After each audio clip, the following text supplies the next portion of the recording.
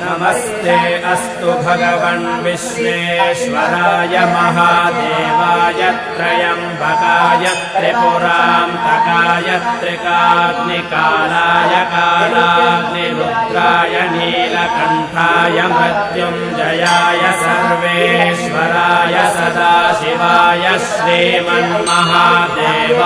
नमः। नमो हिरण्यबाहवे सेनान्ये दिशां च पतये नमो नमो वृक्षेभ्यो हरिकेशेभ्यः पशूनां पतये नमो नमः सस्पिञ्जराय द्विषीमते पथीनां पतये नमो नमो बभ्रुषाय विव्याधिने नानां पतये नमो नमो हरिकेशायोपवीति